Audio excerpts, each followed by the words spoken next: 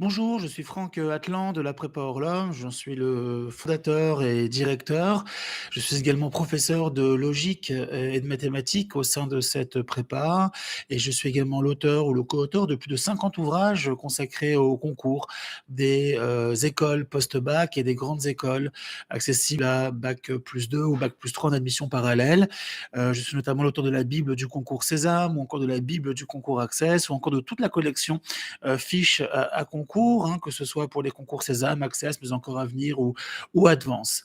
Je vais vous parler de ces concours et surtout de vous donner des conseils pour comment les réussir. Je pense qu'on est là pour cela. On est là pour essayer de comprendre comment est-ce qu'on peut se distinguer, comment est-ce qu'on peut sortir du lot et surtout convoquer une préparation au quotidien qui tient la route, une préparation solide, exigeante, robuste, qui permet vraiment d'arriver le jour J avec ce qu'il faut de force et de réflexe afin de réussir parfaitement ces concours-là. Alors vous allez peut-être me poser une question qui est pourquoi est-ce que je mets dans le même sac les concours Sésame, Access, qui sont des concours d'école de commerce, hein, avec les concours des écoles d'ingénieurs, hein, donc les concours Avenir, Advance ou encore Puissance Alpha. La raison est très simple, hein, c'est que même si on a affaire à des concours dont les contenus sont différents et dont, et pour lesquels les écoles évidemment que l'on vit sont différentes, hein, d'un côté les écoles de commerce, de l'autre les écoles d'ingénieurs, on va se rendre compte très rapidement qu'on a affaire à des concours qui sont quand même très proches, hein, et qui partagent énormément de points en commun. Alors la première chose qu'il faut savoir, c'est que, et ce sera mon premier conseil, c'est que déjà il faut prendre conscience que vous avez affaire à des QCM. C'est super important d'avoir ça à l'esprit. Vous avez affaire à des QCM.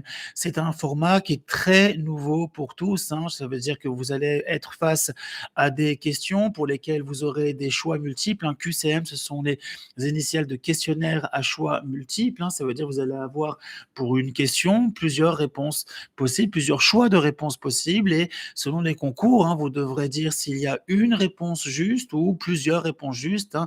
Il arrive en effet parfois que dans certains concours, vous ayez toutes les réponses qui soient vraies, toutes les réponses qui soient fausses.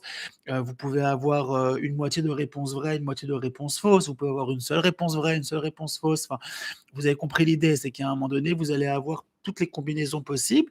Mais bon, c'est vrai que le format, on va dire, le plus classique, et encore, c'est pas forcément le cas, c'est le format où vous avez une seule réponse qui est juste parmi les 4 qui sont proposés. Mais en tout cas, sachez que le QCM est un format qui peut vraiment autoriser quasiment tout, hein. Et il faut savoir que, par exemple, au concours Access, hein, qui est un concours d'école de commerce post-bac pour intégrer l'IESEG, l'ESCA ou encore l'ESDES, c'est un concours pour lequel vous allez avoir pour chaque question 4 choix de réponse A, B, C et D, et pour lesquels vous allez avoir besoin de dire si chacune d'entre elles est vraie ou fausse, hein, ce qui potentiellement nous amène à 16 scénarios de réponses, hein. Effectivement, on peut avoir vrai, vrai, vrai, vrai, vrai, faux, faux, faux, vrai, vrai, faux, faux, vrai, vrai, vrai, faux, et tout cela jusqu'à tout faux. Et donc, ça nous fait 16 scénarios de réponses possibles. Et à contrario, au concours Sésame, on va avoir des questions avec une seule réponse qui sera possible. Donc là, vous avez un seul scénario de réponse, en fait, hein. Il n'y en a qu'une qui est possible parmi les 4 qui seront proposées. Donc, il n'y en aura qu'une seule qui sera vraie quand toutes les autres seront de facto fausses. C'est un format auquel il faut s'habituer, vraiment, je vous conseille. Parce que vous savez, c'est un format, en fait, format QCM, et c'est ça que je voulais vous dire vraiment qui est très important, c'est que c'est un format pour lequel il n'y a pas de brouillon, pour lequel il n'y a pas besoin d'expliquer la réponse que vous donnez. C'est-à-dire que contrairement à ce que vous faites actuellement en terminale, où vous rédigez en fait des réponses détaillées à des questions qui vous sont posées, où vous allez en fait mettre en œuvre un raisonnement, vous allez expliquer les choses, justifier les choses. Là, vous ne justifiez absolument rien du tout. Vous devez juste trouver la bonne réponse. Donc, à un moment donné, c'est quand même un élément qu'il faut prendre en considération, hein, de façon sérieuse, parce que vous n'avez pas besoin d'expliquer pourquoi c'est telle réponse et pas une autre. Et la contrepartie de ça, c'est que vous allez devoir quand même avoir les bonnes méthodes et les bons réflexes pour comprendre pourquoi est-ce que vous devez répondre la réponse A plutôt que la réponse B ou la réponse C ou encore la réponse D. Et en fait, c'est quelque chose, ça, qui demande beaucoup, beaucoup de travail. Donc, mon premier conseil, ça va être une fois que vous allez prendre conscience de ce format, vous allez devoir vous mettre en mode format QCM. C'est-à-dire que vous allez devoir comprendre que vous n'êtes pas face à des questions pour lesquelles vous allez avoir besoin de rédiger, de justifier. Vous allez devoir en fait trouver la meilleure façon, la meilleure technique pour arriver à vos fins. Et c'est d'ailleurs ce qu'on enseigne beaucoup, avec beaucoup de succès à la prépa Orlum. C'est un socle, hein, une somme de méthodes, d'astuces, de techniques, de réflexes, de savoir-faire qui permettent de contourner en fait les questions, qui permettent d'arriver à trouver la réponse sans pour autant avoir besoin de tout analyser, de tout prendre en considération. On a mis en place des méthodes de réponse qui aident vraiment les étudiants à aller plus vite et surtout à faire avec, à composer avec ce format de QCM qui est un format, encore une fois, qui est particulièrement exigeant. Donc c'est un format vraiment qui est exigeant parce que vous n'aurez pas le temps en fait véritablement de réfléchir trop longtemps, vous n'aurez pas le temps de faire des brouillons, d'avoir des explications, vous n'aurez pas le temps d'avoir des explications, comment dire, d'expliquer votre raisonnement et pourquoi vous arrivez à ce résultat. Et donc, il va être très important pour vous de comprendre que vous allez devoir avoir des réflexes. Et donc, le premier conseil, donc on est d'accord, c'est bien s'acclimater au format des QCM, bien comprendre c'est quoi la distinction qu'il y a entre un QCM et un exercice classique comme on peut en avoir au baccalauréat. Et mon deuxième conseil, qui est forcément consécutif à ce que je viens de dire comme pour mon premier conseil, ça va de vous y prendre très très tôt dans votre préparation. Une préparation, un concours réussi, c'est d'abord un concours pour lequel on s'y prend tôt au niveau de la préparation. Vous allez avoir besoin de travailler en profondeur les notions de cours qui sont liées aux différentes épreuves que vous allez être amené à passer, que ce soit une épreuve de culture générale, que ce soit une épreuve d'anglais, de logique, de calcul, de français, une épreuve, bien sûr, après pour les concours d'ingénieurs de physique, une épreuve de SVT, de mathématiques, d'anglais. Donc, vous allez avoir besoin, en fait, pour toutes ces épreuves-là, de travailler en profondeur les notions de cours qui sont dictées par le concours en question, hein, car le concours, évidemment, communique toujours un socle de connaissances à mobiliser pour le jour J. Les concours communiquent en fait les notions au programme, et donc votre premier défi, la première gageure que vous allez devoir relever, ça va être de bien lister les différents points de cours et d'aller faire des fiches, de bien illustrer en fait chacun des points de cours avec ce qu'il faut de formules, de théorèmes, de règles, de méthodes. Parce que si vous ne faites pas ça, vous allez vraiment être en grande difficulté face à un QCM. Parce que le QCM ne ment pas. Contrairement à une copie où on peut un peu baratiner, où on peut quelque part gratter un point ou deux, là, le QCM, on a affaire à quelque chose de complètement manichéen. C'est ou tout noir ou tout blanc. C'est où vous avez bon ou vous n'avez pas bon, et basta, en fait. Il n'y a pas de possibilité d'aller gratter un point, 2 points, un demi-point, comme on ferait dans une copie de sciences économiques et sociales ou comme on le ferait dans une dissertation de philosophie. Vous n'aurez pas cette possibilité justement d'aller chercher des points comme ça de façon, on va dire, on va dire, comment dire, je sais pas trop comment dire les choses, mais on peut dire que vous n'aurez pas la possibilité de contourner le problème. Voilà, c'est ça, c'est le mot que je cherchais. Enfin, vous ne pourrez pas contourner en faisant un détour et en essayant on va dire, de bluffer un peu, d'arnaquer un peu votre correcteur, parce que là, c'est une machine qui va vous corriger et donc vous aurez bon, vous aurez faux et basta. Donc, ce second conseil est primordial. Vous devez vous y prendre tôt, car vous devez apprendre votre cours sur le bout des doigts. Vous devez être capable de connaître toutes les formules qu'il faut. Voyez-vous, par exemple, il y a encore pas si longtemps que ça, j'ai fait un cours d'ailleurs qui est disponible sur la chaîne d'Orlum pour le concours Sésame. C'est la fameuse épreuve de raisonnement et compétences, qui est une épreuve qui est terrifiante pour beaucoup d'étudiants parce que c'est une épreuve sous format QCM qui porte sur des notions que personne ne connaît vraiment. Et j'ai pris le temps de faire un cours qui a duré 1 heure, figurez-vous, sur juste les lettres en fait. Comment considérer, comment approcher une lettre en logique. Donc c'est un cours, voyez-vous, qui a pris 1 heure. Ça prend du temps de lister toutes les méthodes de lecture d'une lettre, hein, que ce soit le rang, hein, par exemple, comme la lettre N qui est au rang 14, ou la lettre N qui est composée de 3 barres, ou la lettre N qui se prononce comme la N, hein, haineux, hein, H-A-I-N-E. Donc, on a affaire à plein de petites méthodes comme ça, et ça prend du temps de les lister, ça prend du temps de faire une fiche, ça prend du temps de comprendre ce dont il s'agit. Et donc moi, ce que je vous conseille vraiment, c'est de vous y prendre tôt, et surtout d'aller de prendre votre temps et d'aller chercher en fait ces petites demi-heures, ces petites heures dans votre semaine pour essayer justement de bien ficher vos cours. Donc ces conseils évidemment vaut pour la logique avec les lettres, mais ça peut valoir aussi pour toute l'actualité internationale du moment, ça peut valoir aussi pour toute l'actualité en fait donc enfin, de la France actuellement, ou l'actualité sportive et culturelle. Donc c'est un ensemble de notes que l'on peut prendre au quotidien, hein, suite à ce qu'on a pu écouter à la télévision, ou un podcast qu'on a pu écouter, ou simplement des news qu'on a pu regarder sur BFM TV, ou on écoute en France Info. Donc il faut être ordonné, il faut bien programmer sa préparation et pas attendre les derniers moments pour y arriver.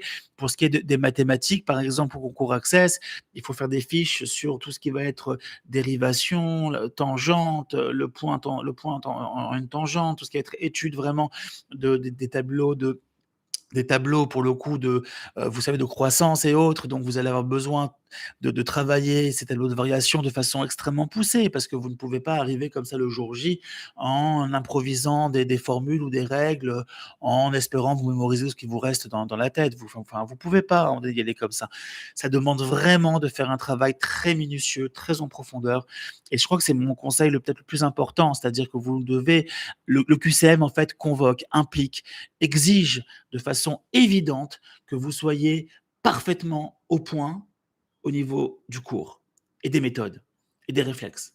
Parce que vous ne pouvez pas enchaîner autant de QCM en un temps record sans avoir votre peau qui transpire les notions, sans avoir votre sang qui est dans votre corps, qui comporte quelque part une forme d'automatisme. Il faut que ce soit évident pour vous. Il y a des formules à apprendre par cœur. Il y a, par exemple, je ne sais pas moi, nous on demande à nos élèves, par exemple, d'apprendre par cœur, mais sans hésiter une seconde, tous les carrés jusqu'à 20, tous les cubes jusqu'à 10, les tables de multiplication. On leur demande même d'apprendre tous les nombres premiers qu'il y a jusqu'à 101, parce que si on ne connaît pas ces nombres premiers, on est en difficulté. Voyez-vous, comment vous allez gagner du temps pour travailler sur une fraction, par exemple? Si vous avez la fraction, par exemple, 13 sur 32, si vous ne savez pas que 13 est un nombre premier, vous allez essayer de réfléchir comment vous allez simplifier 13 avec 32, alors que 13 et 32 sont insimplifiables, parce que 32 n'est pas du tout un multiple de 13 fondamentalement, et 13 est un nombre premier. La conclusion va très vite. Pareil en physique, pareil en anglais. Donc en anglais, il y a vous savez, tous ces mots là qui sont ces mots pour lesquels il faut savoir que ils sont toujours invariables. Par exemple, vous avez some information, some advice, some luggage. Donc il n'y a pas de pluriel pour ces mots-là. Ils sont déjà en fait quelque part au pluriel. Enfin, ils sont pas vraiment pluriels, mais c'est-à-dire qu'ils sont en fait pour le coup inquantifiables. Et donc on dit a piece of information, on dit a piece of advice, ou on dit éventuellement a piece of luggage. Ça, faudra vérifier. Je suis pas prof d'anglais, mais je vous dis en tout cas ce que j'ai en tête, ce que j'ai mémorisé quand j'étais moi-même étudiant, et qu'à votre âge, j'apprenais mon cours pour mes concours. Je me souviens encore d'énormément de choses que j'ai pu apprendre par cœur, parce que je me souviens que j'étais justement de ces élèves qui laissaient rien au hasard. Et je pense que le QCM, c'est ça, c'est qu'il vous engage à ne rien pouvoir laisser au hasard. Mon troisième conseil est un conseil qui touche à la répétition et à l'organisation du temps. Ça veut dire qu'en fait, une fois que vous avez fait ce cours, une fois que vous avez fiché ce cours, vous avez des fiches, toutes les notions, vous avez appris des choses par cœur, vous avez bien révisé vos règles d'anglais, vous avez bien révisé vos carrés, vos cubes, vos éléments de logique, toutes les formules de surface, de volume. Voilà, vous avez appris par cœur et répété plusieurs fois que le volume d'une boule, d'une sphère, hein, c'est 4/3 de pi r cube, avec le r qui est le rayon en fait de votre boule, de votre sphère. Voilà, vous avez appris que l'aire d'un losange, hein, la surface d'un losange, hein, c'est petite diagonale fois grande diagonale que vous divisez par 2.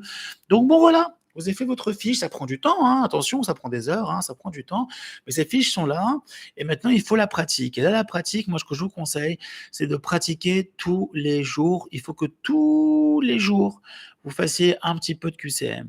Ça paraît être beaucoup, ça paraît être exigeant, ça paraît être, vous avez peut-être le sentiment que je vous en demande beaucoup et pourtant, vous devez être capable de mobiliser chaque jour une demi-heure de votre temps pour faire des QCM. Donc, par exemple, faire 4 QCM ou 5 QCM du concours Access en anglais ou en maths, faire 10 QCM comment dire, de questions contemporaines du concours Sésame. 10 QCM, ça suffit, hein, une demi-heure, hein, même si ça va très vite de répondre quelle est la capitale de tel pays ou quel est tel homme politique qui a œuvré dans tel sens. Bah, ok, donc on sait ou on ne sait pas, on répond, mais après, il faut quand même prendre le temps de bien corriger ces questions, d'aller faire des recherches sur Google pour savoir justement quelle est la superficie de tel pays ou quelle est la capitale de tel pays ou précisément de quoi on parle quand on parle de tel événement historique. Donc je pense que ça prend quand même du temps, mais voyez-vous, selon moi, la répétition va vous permettre de vous forger vraiment une culture du QCM, une culture de l'automatisme, du réflexe. Et ça, c'est quelque chose que je conseille à tous mes élèves. Il ne doit pas passer un seul jour euh, à l'heure où vous avez décidé de passer des concours, hein, que vous décidez de passer vos concours, que vous soyez déjà décidé et sûr de votre coup en novembre, en décembre, en janvier, en février, ou à la veille des concours en mars, hein, ça ne change rien. Alors bon, c'est sûr que si vous commencez à vous y intéresser en mars à tout ça, ça fait un peu tard, et donc vous allez devoir non pas passer une demi-heure par jour, mais plutôt une heure ou deux par jour, plutôt 2 heures par jour même. Mais typiquement, vous allez avoir besoin en fait d'être capable de mobiliser ce temps au quotidien, cette petite demi-heure. Donc débrouillez-vous, trouvez-vous une demi-heure le matin, vous levez plus tôt, une demi-heure le soir, vous couchez un peu plus tard, pas trop tard non plus, parce que vous avez quand même besoin d'avoir une bonne santé et d'avoir une bonne disponibilité intellectuelle et physique, hein, pour aller en cours. Mais en tout cas, cette demi-heure, vous la trouverez ne serait-ce qu'en mettant votre téléphone de côté et en arrêtant de vous allonger sur votre lit, en croisant les jambes avec votre téléphone comme ça sur Insta ou sur Snap. Donc, il y a un moment donné où sur TikTok, il y a un moment donné où vous devez faire un travail qui vous engage, un travail qui, quelque part, vous agace aussi. C'est pas très drôle, hein, de préparer un concours quand on est en terminale et quand on a une vie sociale qui est plutôt remplie. Mais c'est comme ça, c'est le jour en vaut la chandelle. Il y a de très belles écoles à l'arrivée. Et si vous voulez avoir les meilleures écoles, vous êtes condamné quelque part à un moment donné à fournir un effort très important. Donc voilà, trouver cette demi-heure. Moi, j'ai des élèves, par exemple, qui m'ont dit prendre une demi-heure à l'heure du repas, hein, du midi, du déjeuner. Ils prennent une demi-heure, ils se mettent en bibliothèque ou ils se mettent dans une salle de classe qui est vide, ils bossent et ils éteignent leur téléphone, ils se mettent en mode avion, hein, ils mettent même le mode avion, mes meilleurs élèves, hein, ils mettent le mode avion, quand ils ne sont pas dérangés, de toute façon, il peut rien arriver de grave. Au pire, s'il arrive une urgence, on saura très bien où l'élève est, hein, c'est pas très compliqué, il est au lycée, donc on pourra toujours le trouver. Donc on se met en mode avion et on y va, on bosse, on fait son petit programme, on fait son programme de 10 QCM d'anglais, ou de 5 QCM d'anglais, de 4 ou 5 QCM Access ou Avenir ou Puissance Alpha ou ce que vous voulez. Et on travaille chaque jour, chaque jour, chaque jour, et on corrige, et on fait la petite fiche, et on révise. Et le lendemain, quand on retravaille de nouveau 5 QCM, on revient sur ce qu'on a fait la veille, on révise ce qu'on a fait la veille. Et chaque jour comme ça, c'est un jour où on va avancer et on va pouvoir progresser. Maintenant, dans ce conseil, si on le pousse un petit peu, hein, moi, ce que me conseillaient mes professeurs à l'époque, c'était véritablement de vraiment fixer cette demi-heure coûte que coûte, hein, quoi qu'il en coûte, hein, quoi qu'il en soit. Vous devez faire en sorte que cette demi-heure ne bouge jamais. Donc, si c'est de midi et demi à 13h, c'est tous les jours de midi et demi à 13h. Si c'est plutôt le soir de 20h à 20h30, c'est le soir de 20h à 20h30. Et que même si votre mère vous dit, bah, viens manger, chérie, il est 20h15. Non, non, maman, je t'explique, entre 20h et 20h30, faut pas me déranger. Moi, je bosse mon concours Access, je bosse mon concours Puissance Alpha, je bosse mon concours Avenir. Je suis dedans, je suis à fond, je veux réussir. Et je sais que ce conseil-là, il est important. Et je vois bien que chaque jour qui passe, c'est un jour où je me sens plus fort, c'est un jour où mes reins sont plus solides, où je sens que j'ai plus de puissance, plus d'automatisme, parce que je me souviens de ce que j'ai fait la veille. Ce que j'ai fait la veille va m'aider à mieux comprendre ce que je fais aujourd'hui. Ce que je fais aujourd'hui m'aidera à mieux comprendre ce que je ferai demain. Et donc, typiquement, là, vous allez en fait faire un effort qui est juste génial, qui est d'aller en fait, si vous voulez, ce qu'on appelle sacraliser, hein, cette demi-heure, la sanctifier, hein, quelque part en disant voilà, c'est une demi-heure à laquelle personne ne touche à part moi. C'est une demi-heure pour laquelle il n'y a que elle et moi. On a un rendez-vous ensemble avec ce temps, cette demi-heure que j'ai fixée, qui est une heure qui est sacrée. Personne ne doit me l'enlever, personne ne doit la bousculer, c'est une demi-heure à moi. Je vous promets que si vous suivez ce conseil, je vous promets des progrès, mais fulgurants, fulgurants. Une demi-heure pour commencer. Après, vous allez voir que l'appétit appelle l'appétit, c'est-à-dire que se mettre en appétit ben, fait qu'on mange avec de plus en plus d'appétit. Et ça veut dire quoi? Ben, ça veut dire que cette demi-heure où vous allez kiffer, progresser, vous allez vous rendre compte que vous avez de plus en plus de facilité jour après jour, fait que vous allez gratter 35 minutes, puis peut-être faire 40 minutes, puis 45 minutes, puis parfois 1 heure quand vous aurez un peu plus de temps, ou parce que ça y est, vous êtes en vacances et que vous avez un peu plus de temps pour travailler vos concours. Donc typiquement, vous allez voir qu'en plus de tout, c'est un cercle vertueux qui va se mettre en place où vous allez avoir jour après jour envie d'en faire plus, envie de progresser et envie de toujours vous dépasser quelque part. Donc je pense que ce qui est vraiment important, c'est d'avoir cette demi-heure pour commencer. Alors après, encore une fois, c'est pas une demi-heure et basta. Si vous sentez d'avoir besoin de plus de temps, vous sentez que vous êtes un peu en panique face à des rappels de cours ou face à des exos, alors naturellement, vous devrez peut-être y passer plus de temps. Mais déjà, commençons par une demi-heure. Vous savez, moi j'aime bien fixer avec mes élèves des objectifs qui sont réalisables, des objectifs qui sont atteignables. Ça sert à rien de se mettre des objectifs qui sont des objectifs qui vont vous faire dégueuler, où vous allez le faire une fois, deux fois, et puis à la fin, vous dire, ça y est, j'en ai marre, je suis fatigué, j'ai pas le temps, et puis cette demi-heure, elle me saoule, et puis en plus, j'y arrive pas. Alors que si, enfin, je veux dire, c'est cette heure, parce que là, je prends le cas de quelqu'un qui fait plus qu'une demi-heure. Mais si vous ne faites qu'une demi-heure, ça va passer très très vite. Vous allez voir que vous allez très vite progresser, apprendre et accumuler du savoir et des réflexes. Et ça, franchement, c'est juste génial. Vraiment génial. Donc ça, c'est pour les écrits. C'est mon conseil. Alors après, encore une fois, ne vous limitez pas. Hein. Je veux juste pas qu'on me dise après, il m'a dit de faire une demi-heure, j'ai fait qu'une demi-heure et donc j'ai foiré mes concours à cause de ça. Naturellement, une demi-heure, c'est le minimum. Si vous voulez faire 3 quarts d'heure, faites 3 quarts d'heure. 1 heure, vous faites 1 heure.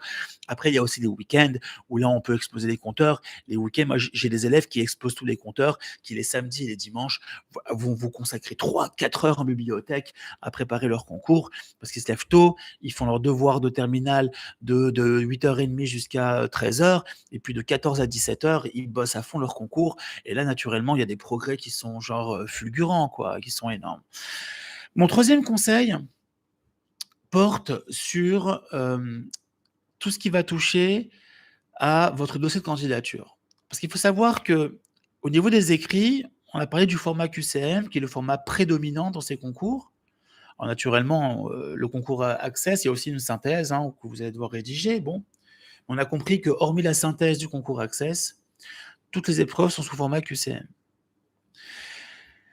Et en fait, pour les écrits, donc c'est sûr qu'il sera important que vous réussissiez ces épreuves de QCM. Mais il sera tout aussi important que vous ayez à un moment donné un bon dossier de candidature. Autrement dit, que vous ayez un dossier de candidature Parcoursup qui soit robuste, qui soit vraiment solide. Il ne faut pas négliger ça. C'est que même les concours, en fait, qui se passent sous format QCM avec des écrits à part, accordent une importance à votre dossier sur Parcoursup, donc à vos notes, donc aux 4 paragraphes que vous rédigerez pour les centres d'intérêt. Et il faut savoir qu'à la prépa, on a déjà commencé le travail avec nos élèves sur Parcoursup. On a déjà commencé à travailler justement la partie notes pour essayer de travailler avec les professeurs et de faire en sorte que les professeurs engagent de belles évaluations pour nos élèves.